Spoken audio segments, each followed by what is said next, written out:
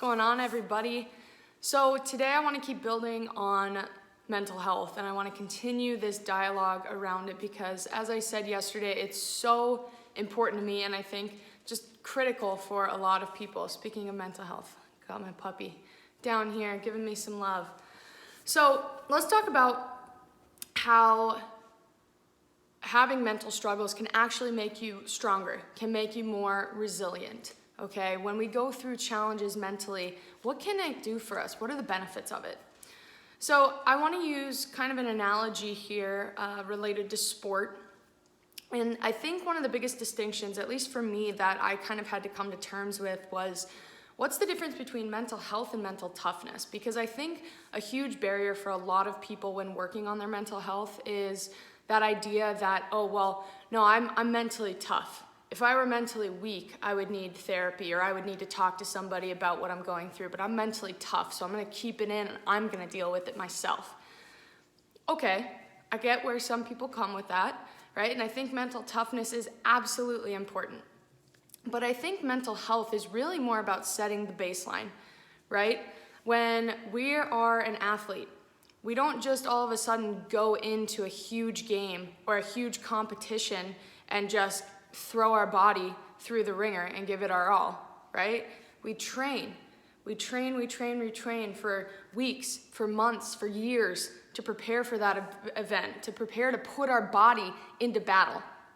Same thing to me with mental health, right? Going in and getting your checkup from the neck up, as I've heard people call it, where you go and you work on things, again, whether you're feeling really low or really high, right? You're able to go and just kind of set that baseline, get to that point where your mental health is in a good spot, so that then when you are faced with something really challenging, you're able to implement some of that mental toughness in the moment. So I think mental health has more to do with setting that baseline, being consistent, consistently working on that mental side of things. Okay, whether that's, if you're on the athletic side or if just in your day-to-day life, right? Set the baseline, and then yes, when you're in the heat of the moment and you need to draw upon all of those coping skills that you've learned while working on your mental health throughout that journey, then yes, you're gonna be able to be mentally tougher when you need it the most. And as soon as that moment kind of has passed, right? Maybe something tragic has happened, God forbid, but maybe something tragic has happened and you need to just be tough in that moment to get through. As soon as that event's over, then you can go back and continue to work through it and talk about it in more depth. These are things that take months, years to work through.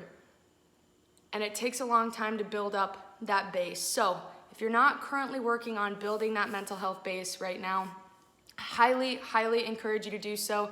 That is really what's going to drive mental toughness when you need it the most, not just holding everything in all the time. So that's just my opinion. Hopefully that works for you. Hopefully it encourages you to maybe go and start working on some different things that you haven't worked on in the past.